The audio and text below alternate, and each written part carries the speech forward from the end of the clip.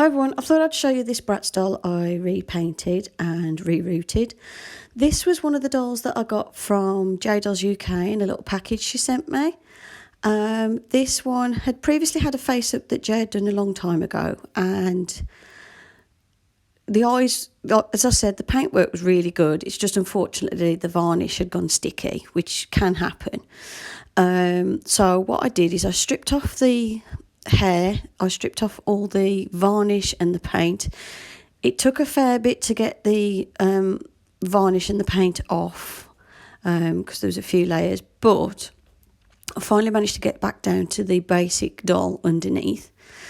So I decided to give her a nice repaint. I'm quite into doing dolls at the minute that are sort of partially rooted, and then they've got like I'll make it look like they've got a side shave and stuff, so I do flocking on the one side. So what I did with this one first of all is gave her a nice face up. So I decided to go for bright blue eyes because I knew I wanted to do like black punky style lips, because I want to give her like a punky look. So I went with the bright blue eyes so they contrast the dark black of the lips and make them stand out really nicely. So I got the basic outline first. I didn't record the first bit because to get the two eyes to match is a pain, and it took me about 20 minutes just to get both eyes to match and be the same size. So that was a bit of a job, and I thought I'm not going to record that because it's very boring. So yeah, as you can see, I finally got the eyes to match, and I did a nice thick dark winged eyeliner for them as well, again to give this punky look to the doll. That's why I didn't worry about blush either, because I wanted to go for someone who's got like, it's like punky gothy type face up, where it's like black lips, thick winged eyeliner, but then pale face. And then after that, it's just working on adding highlights and shading to make it look like there's an upper lid and a lower lid. And that just requires mixing various skin tones and using that to add like a little bit of a shadow underneath where the lower lid would be, a shadow in where the crease of the eye would be, a little bit of highlight on the top eyelid to make it look a bit more rounded. Also, you have to remember as well that the eyes are in a socket, so the whites of the eyes are never pure white. They're actually like a slightly off-white, like ever so slightly greyish colour, because they're always in shadow because they're in a socket. So when I painted the whites of the eyes, I mixed just the teeniest, like literally I dipped the very tip of the brush in the black just to add a little grey tint to it.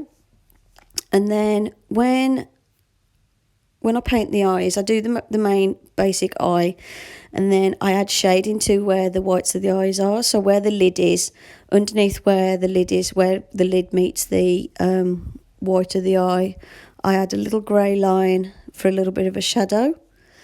Again, it's all just to make it look a bit more 3D and stuff.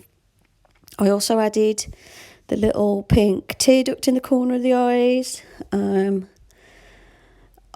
then once I've got like the basic like shape of the eye and everything, then I work on like reflections and lights and stuff. So there's like a couple of, when I've finished, I put a couple of light spots in the pupils of the eyes and a little light spot on the tear duct, because obviously eyes are quite wet, so they're quite shiny when the light catches them. Here you can see on the video, I'm just going around, just doing shading around the eye and adding the colour to the lower lid and everything to make it just look a bit more like an eye. This took me quite a while actually, so as you can see on the video, it does took me a little while.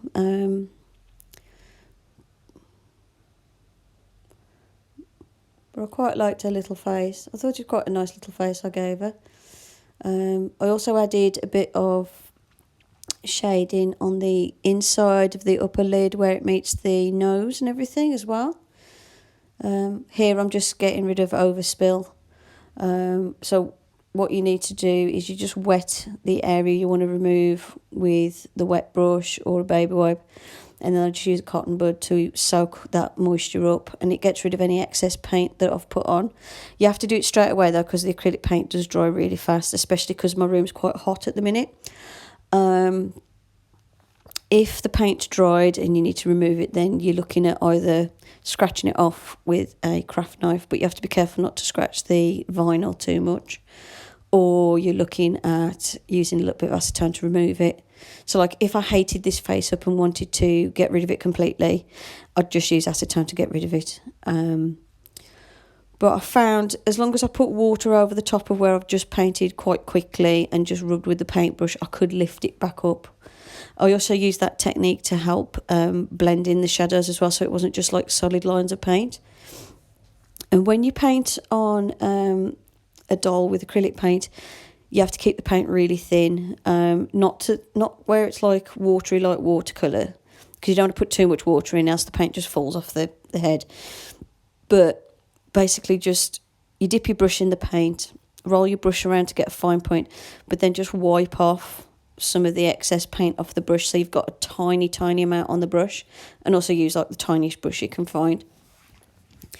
Mine's like a 0.3 or something like that, and then the other one's like, I don't know if the other one's a 00 or whether it's like a 0.2, something like, I can't remember what the numbers are exactly on the paintbrushes, but they're like the tiniest. I think they're Daler Rowney ones. They're the tiniest ones I could find. But yeah, the thinnest amount of paint, and apply it really smoothly, because if you just dip your paintbrush in and get quite a thick amount and then just put it on, you're going to have a lot of lines and wrinkles in your paint, and it adds texture to it, but it's too textured to look like an eye, because eyes are really smooth. One advantage as well to only doing the eyes and the lips is I've only got to varnish the eyes and the lips, which A, saves on varnish, and B, reduces the risk of anything going sticky. What I've found that worked for this doll is I put a little layer of Mod Podge on the eye and on the lips first of all, and then over the top of the Mod Podge I put a little bit of Liquitex Liquitex gloss varnish, very thin amount, and once it dried the stickiness all went, which was great. Then I got some more hair off Amazon. This is Connect-Clon braiding hair that's used by hairdressers when they're doing braids, and I find it's really good quality hair. I mean, okay, it's a slightly thicker texture and it feels slightly coarser, but it works great for doll hair, I've found. And as you can see, what I do is I get it on a needle, thread it through the hole in the head, out the neck, take the needle off, tie the end of the hair in a double knot, and then pull it back through, and that's how I reroot dolls. It takes a while, but it means I don't have to use glue. And as you can see, I left it so it looked like she'd got a side shave. So I painted that area of her head black. I'm quite liking the side shave look at the minute. I just think it, I don't know, I just like it. So I've done about 3 dolls with little side cuts now, little side shaves. Here I'm just touching up the black paint, making sure it's covered. I have found that the Mod Podge doesn't stick very well to the vinyl itself. It tends to just, like the flocking and the Mod Podge just falls off. But if you've got a layer of acrylic paint underneath on the scalp of the head, it works great. So obviously the acrylic paint must give it that extra little bit of adhesion. Oh, as you can see as well, I did thin eyebrows, and I've done one slightly raised more than the other. I started off by preparing flocking like I normally do, where I use the little straggly bits of hair that have come out as I've been rerooting, and I chop them really teeny weeny, like really small, with some scissors.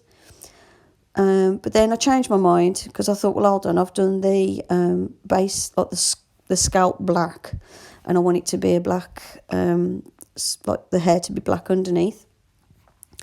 So what I did in the end was I took some acrylic yarn and separated out the individual strands. It was like a 3-strand yarn, and then you just use scissors to chop it really super finely.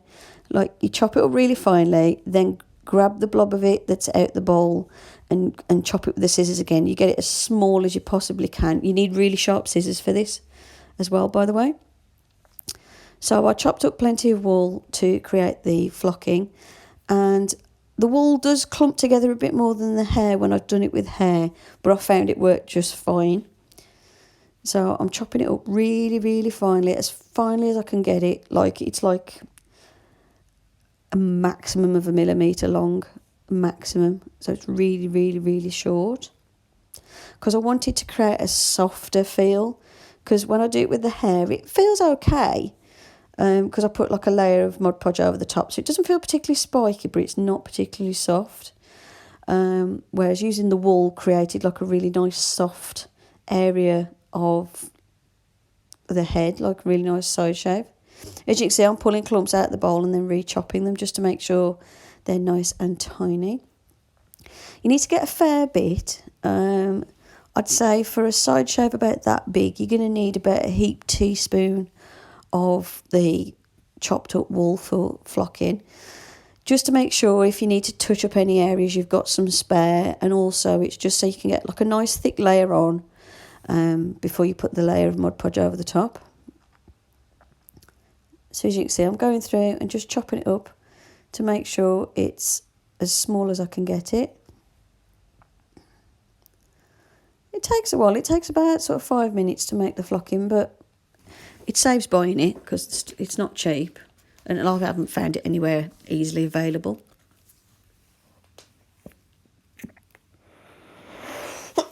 Oh, sorry, I've got the sneezes. Then I used a cotton bud to apply a layer of Mod Podge to the head. Now, I've found here as well, the trick is apply only a really thin layer. If you apply it too thickly, it takes ages to dry and it can be a bit weird.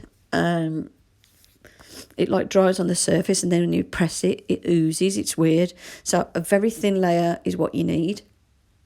And then just apply the woolly mix all over the top and leave it to set. And then once it's set, you brush off the excess fluffy stuff, and you can add a layer of Mod Podge over the top as well if you want to secure it a bit more. And that's it. Hope you enjoyed this video. Thank you for watching, and I'll see you in the next one. Bye for now.